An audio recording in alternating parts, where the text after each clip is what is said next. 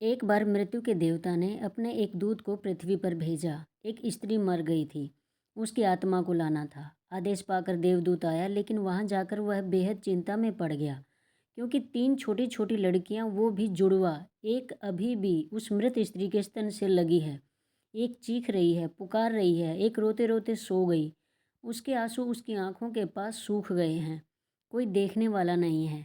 पति पहले मर चुका था, परिवार में और कोई भी नहीं है।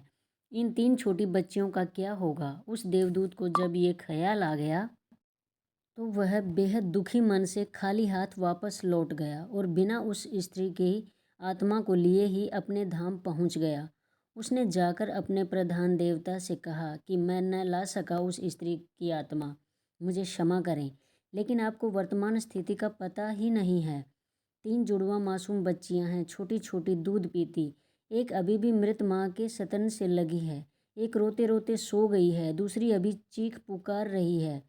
हृदय मेरा ना ला सका। क्या यह नहीं हो सकता कि इस स्त्री को कुछ दिन और जीवन दान दे दिया जाए? कम से कम ये बेसहारा लड़कियां थोड़ी बड़ी हो जाएं, क्योंकि इस दुनिया में अब उन्हें कोई देखने वाला नहीं है। मृत्यु के देवता ने उसकी बातों को ध्यान से सुनकर गुस्से में कहा, अच्छा, तो तू बड़ा समझदार हो गया है। उस व्यक्ति से भी ज़्यादा, जिसकी मर्जी से मौत होती है, जिसकी मर्जी से जीवन होता है, जो पूरी दुनिया का मालिक है। तो तूने अपने जीवन में आज पहला पाप कर दिया है और इसकी तुझे सज़ा मिलेगी। और सज़ा यह है कि तुझे पृथ्वी पर वापस चले जाना पड़ेगा, और जब तक तू 3 बार अपनी मूर्खता पर न हंस ले, तब तक वापस यहाँ न आ सकेगा। वह देवदूत राजी हो गया दंड भोगने के लिए, लेकिन फिर भी उसे लगा कि मैं सही तो हूँ, और तब अपनी मूर्खता पर हंसने का मौका कैसे आएगा। उसे लगा कि ये शायद असंभव है। उस देवदूत को वापस पृथ्वी पर फेंक दिया गया।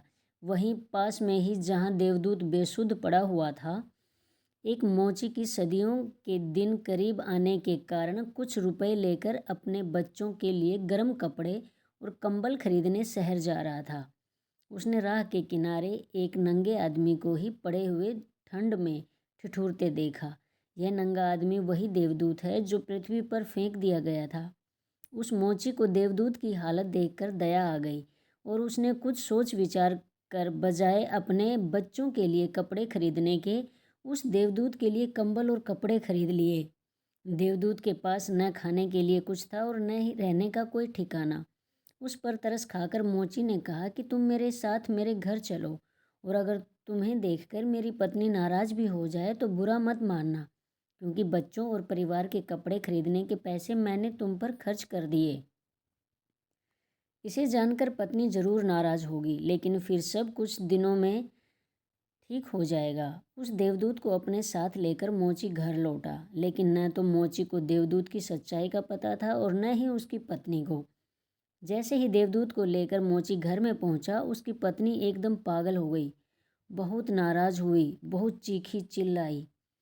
मोची के घर के माहौल को देखकर देवदूत पहली बार हंसा।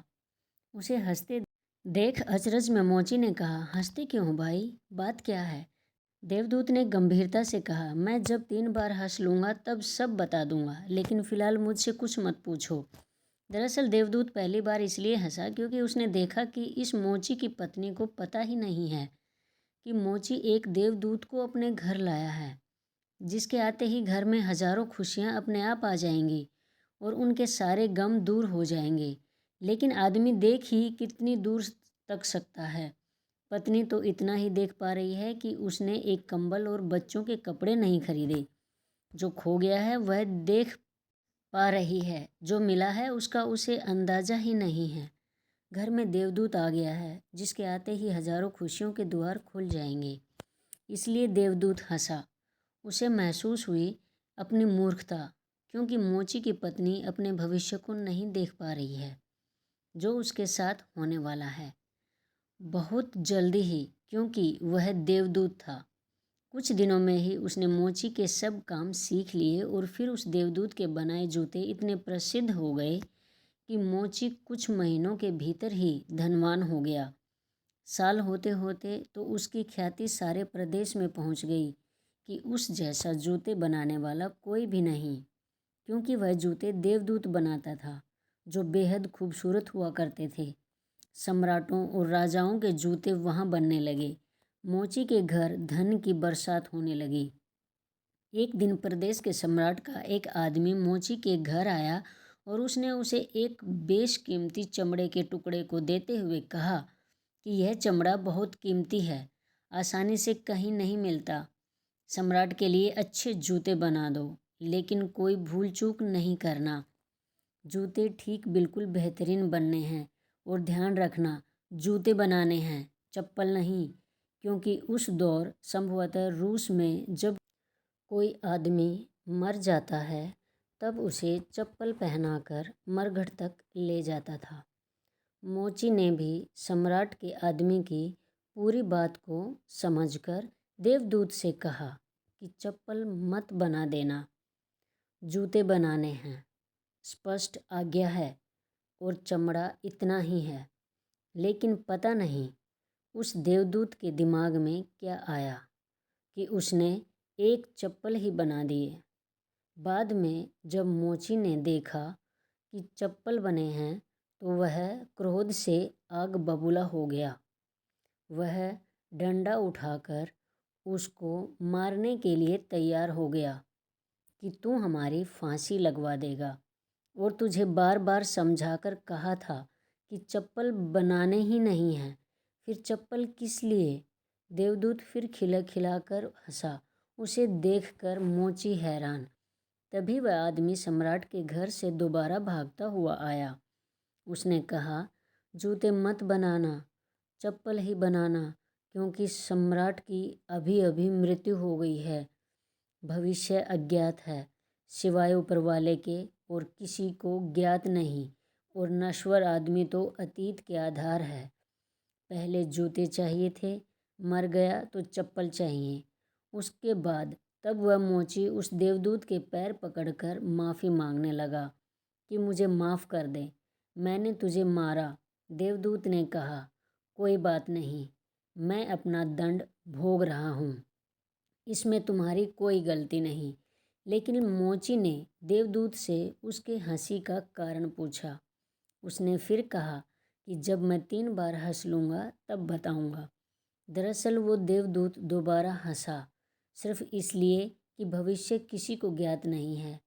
फिर भी लोग असीमित आकांक्षाएं, ईर्ष्या, घृणा, द्वेष रखते हैं, जो कि पूरी तरह व्यर्थ है। फिजूल की लालसा व लोभ करते हैं, जो कि कभी पूरी नहीं होती।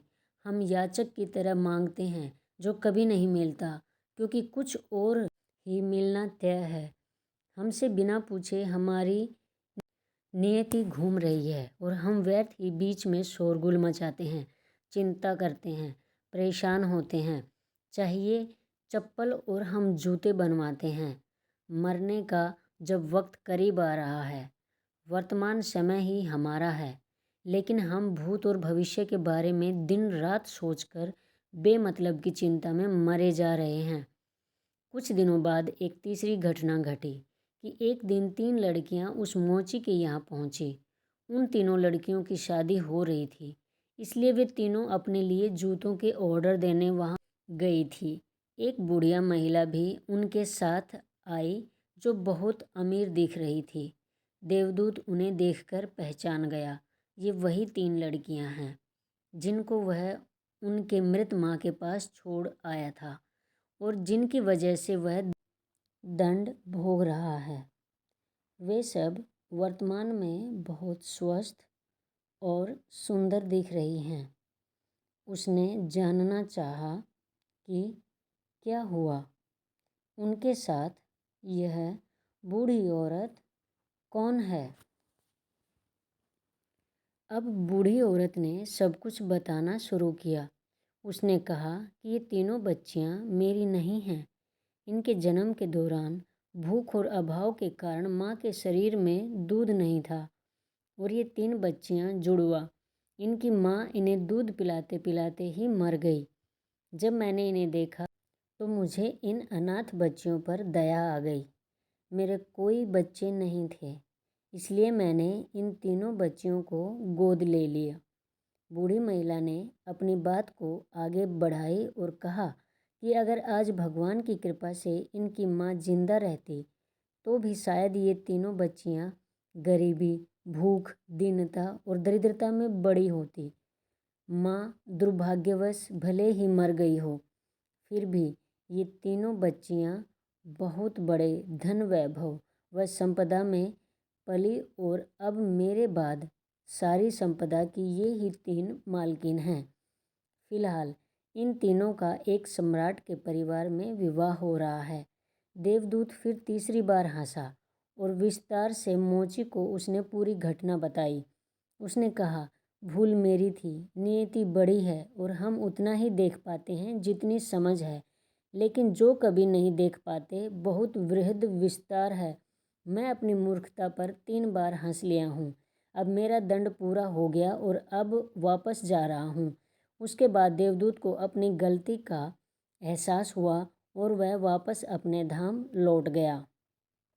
ऐसी ही और ज्ञानवर्धक वीडियो के लिए मेरे चैनल को लाइक, शेयर और सब्सक्राइब करें और कमेंट में जय श्री राम लिखना ना भूलें। धन्यवाद।